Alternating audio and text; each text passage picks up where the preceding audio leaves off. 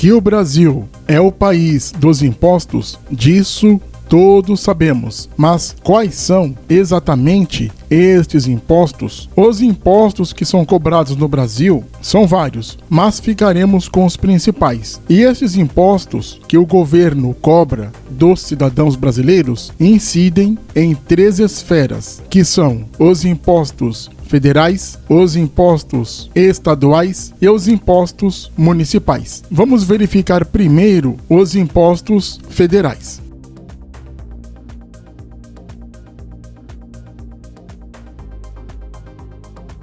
Dos impostos federais, nós temos o II. O II é o imposto de importação. É um tributo que, de acordo com o artigo 153 da Constituição Federal, é de responsabilidade da União. Este tipo de imposto, como seu nome próprio já nos dá a entender, incide sobre os produtos comprados em território estrangeiro. Sendo assim, toda vez que compras são feitas no exterior, a entrega dos produtos no Brasil só é autorizado mediante o pagamento do imposto de importação. O contribuinte, neste caso, é a pessoa física ou jurídica. Este tipo de imposto conta com 2 tipos de arrecadação, que são o regime de tributação simplificada, que são feitos para bens adquiridos no valor até $100, e o outro é o regime de tributação especial, para bens adquiridos com valores acima de $100 e abaixo de $3.000.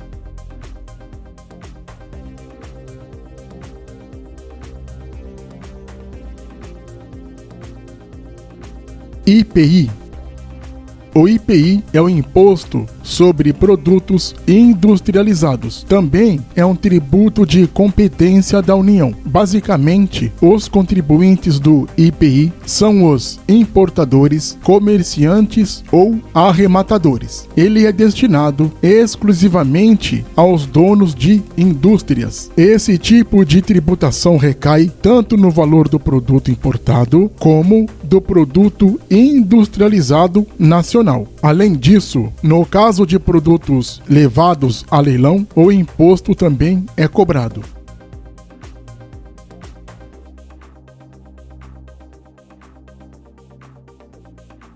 IOF.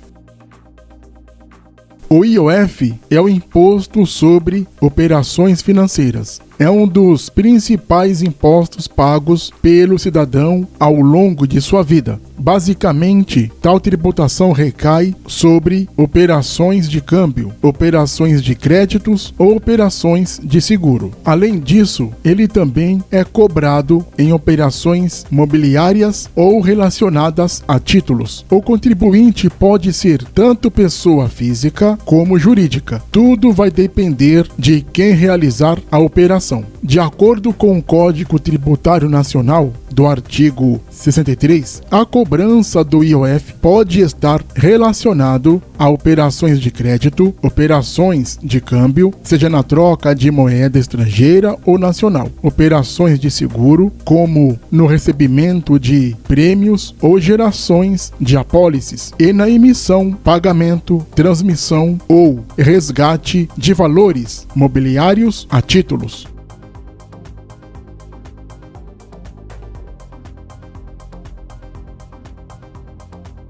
IRPJ. O IRPJ é o Imposto de Renda Pessoa Jurídica. É a tributação que incide sobre a renda bruta de empresas, de donos ou portes e segmentos do mercado nacional. As alíquotas são as seguintes: 6% quando sobre o lucro acumulado inflacionário ou de 15% quando sobre o lucro real. Empresas de todas as áreas do mercado estão sujeitas ao pagamento do IRPJ, assim como negócios essencialmente rurais, empresas estatais, empresas registradas ou não, empresas de sociedade mista e até mesmo estabelecimentos que estão em estados críticos que podem levar à falência. Declaração deste tipo de imposto pode ser tanto trimestral como anual. Quando trimestral, o tributo deve ser pago no último dia dos seguintes meses: março, junho, setembro e dezembro. Quando, em relação ao imposto de renda à pessoa jurídica, devemos destacar que existem 4 diferentes modelos de tributação para as empresas, que são lucro arbitrário, lucro simples, lucro presumido e lucro real. O lucro real é obrigatório para empresas com faturamento maior que 48 milhões de reais anuais e também para empresas que exercem determinadas atividades como instituições financeiras e factoring.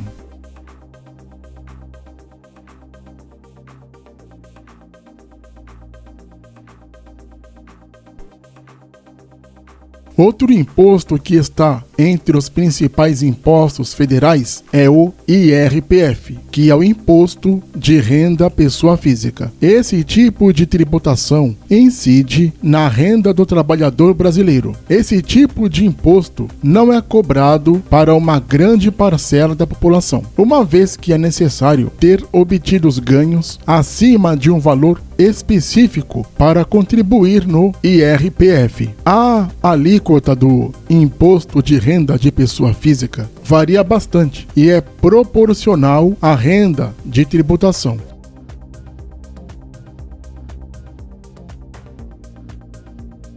ITR.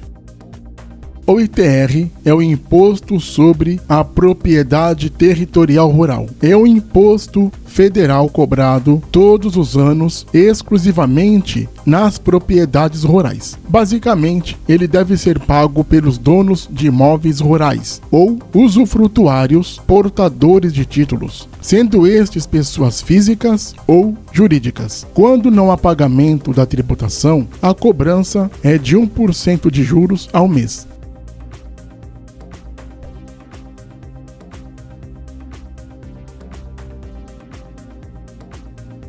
COFINS.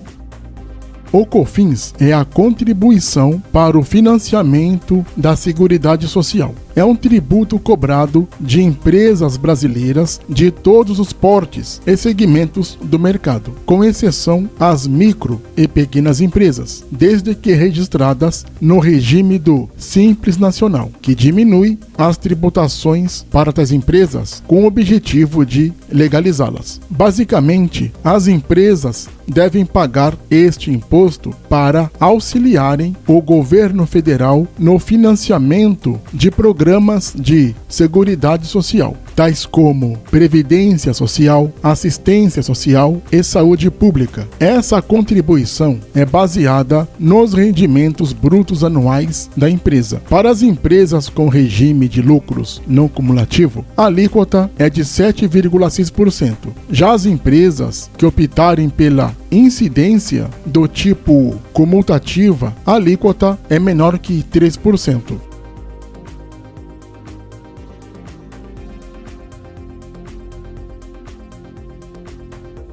CID. O CID é a contribuição de intervenção no domínio econômico. É a tributação que incide sobre o gás natural, petróleo e seus derivados. Isso inclui o álcool e o combustível. Os contribuintes do CID são os produtores, importadores e formuladores de combustíveis em âmbito nacional. Estão isentos do pagamento desta tributação produtos que serão vendidos para exportadores e nafta petroquímica, que tem como destino final a produção de petroquímicos.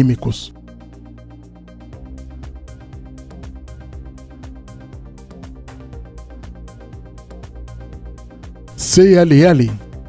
O CLL é a Contribuição Social sobre o Lucro Líquido. É uma tributação federal brasileira com incidência na renda líquida de pessoas jurídicas. A alíquota da CCLL é de 9% a 20%, o que irá depender dos lucros líquidos do período de base antes mesmo da provisão do imposto de renda.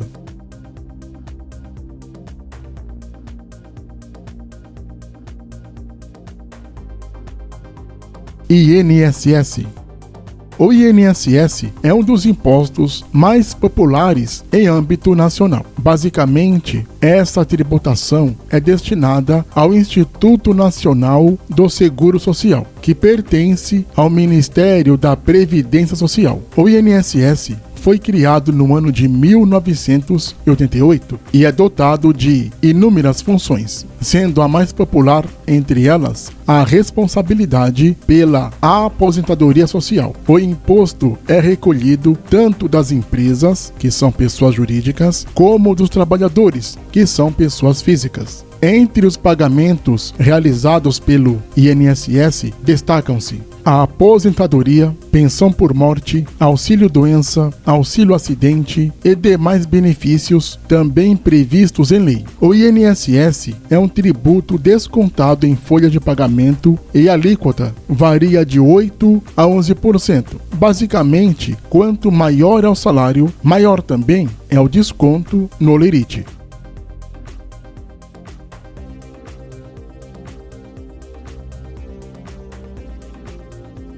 FGTS. O FGTS é o Fundo de Garantia do Tempo de Serviço. É um tributo que incide sobre a renda do trabalhador brasileiro com carteira assinada. Esse valor, por sua vez, deve ser depositado pela própria empresa. Essa tributação é no valor fixo de 8% do salário. O empregador é o responsável por realizar este pagamento no nome do empregado, e isso tem que ser feito mensalmente em uma conta da Caixa Econômica Federal. Resumindo, o FGTS reflete na junção de todos estes depósitos mensais. O valor pertence ao empregado.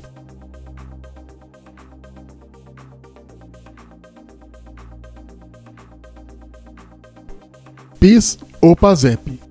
O PIS é o Programa de Integração Social e o PASEP é o Programa de Formação do Patrimônio do Servidor Público. O PIS ou o PASEP são nada mais do que contribuições sociais. O principal objetivo do PIS e do PASEP é de financiamento para o pagamento de abonos, seguro-desemprego e participação na receita bruta de entidades ou órgãos. Não à toa, o PIS ou o PASEP funcionam como uma segurança para o Fundo de Garantia por Tempo de Serviço. Tanto o número do PIS como o do PASEP devem estar cadastrados no número do CNPJ da empresa. Melhorar a distribuição de renda em âmbito nacional é o principal objetivo pelo qual o PIS-PASEP foi implementado. Na reforma da Constituição de 1988, o PIS pode ser sacado todos os anos, especialmente em casos de morte, aposentadoria ou graves doenças. O contribuinte desse tipo de imposto é o empregador.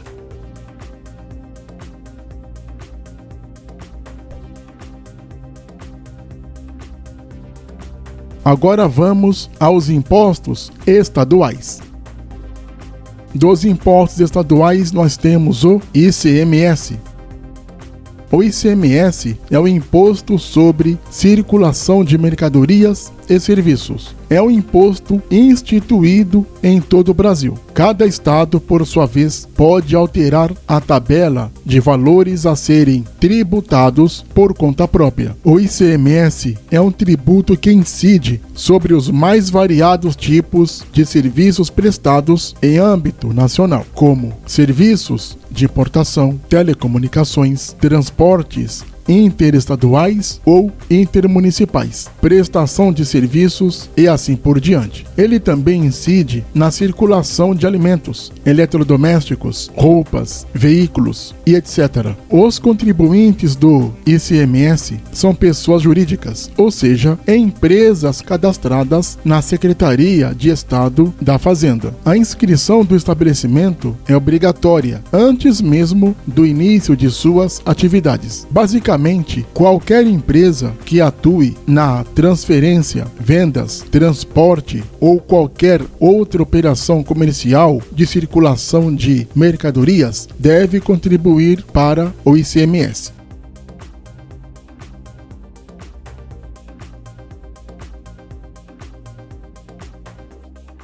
ITCMD.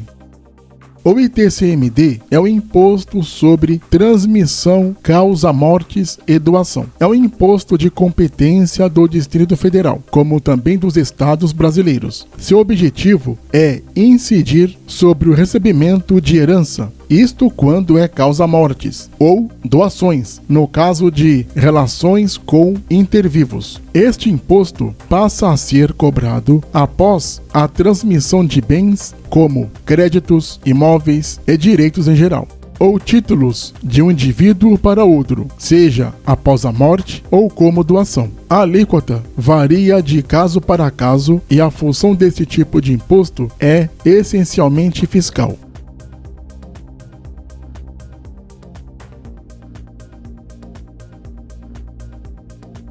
IPVA.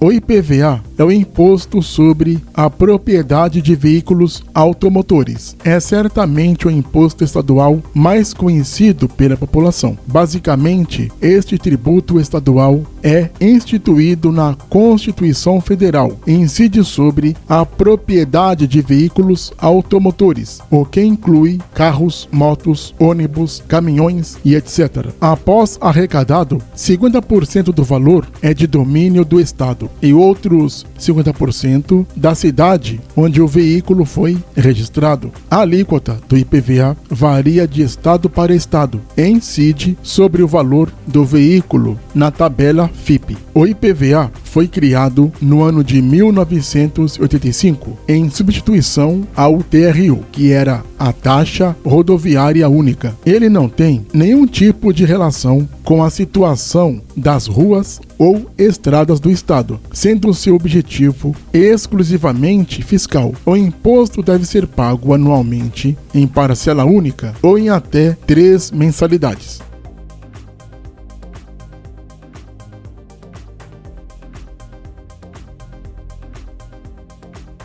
Agora vamos aos impostos municipais. Dos impostos municipais, nós temos o ITBI.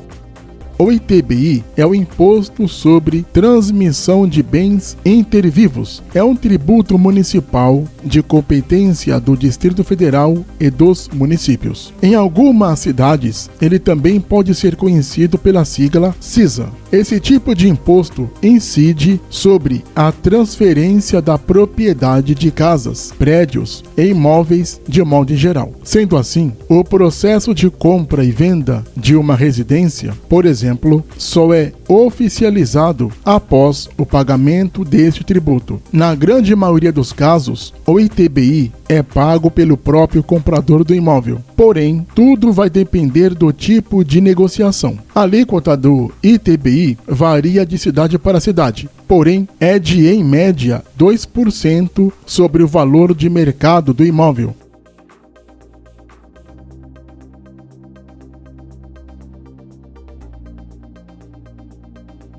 ISS. O ISS é o Imposto sobre Serviços. É um tributo que incide sobre empresas de todos os portes e segmentos instalados na cidade em questão. O ISS foi criado em substituição do ISSQN, que era o Imposto sobre Serviços de qualquer natureza. Basicamente, o ISS é um tributo de competência do Distrito Federal, como também dos municípios, regido pela Lei Complementar de número 116, implementada em agosto de 2003. De acordo com a Constituição Federal, a alíquota mínima da cobrança é de 2% com base nos rendimentos brutos da empresa. Não só empresas de todos os portes, prestadores de serviços, devem pagar este imposto, como também profissionais autônomos deste segmento. Geralmente, a alíquota é de 5% em cima do valor da nota fiscal de cada serviço prestado. Em alguns municípios brasileiros, a alíquota é de apenas 2%.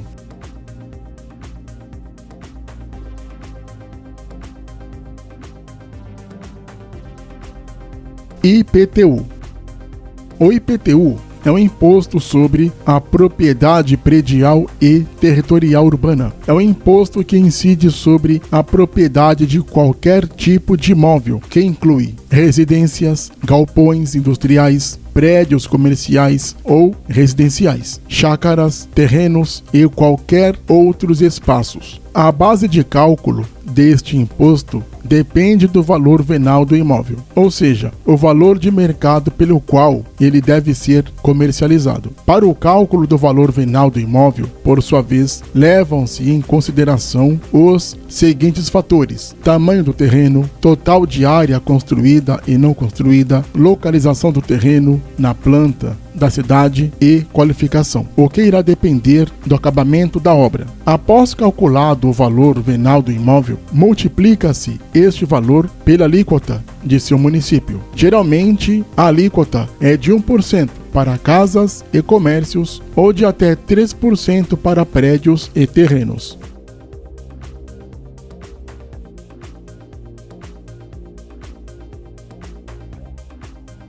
Estes são alguns dos impostos que o contribuinte paga para os nossos governantes.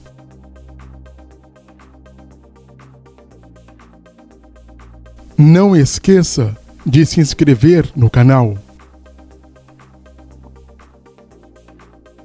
Clique no sininho para receber as notificações.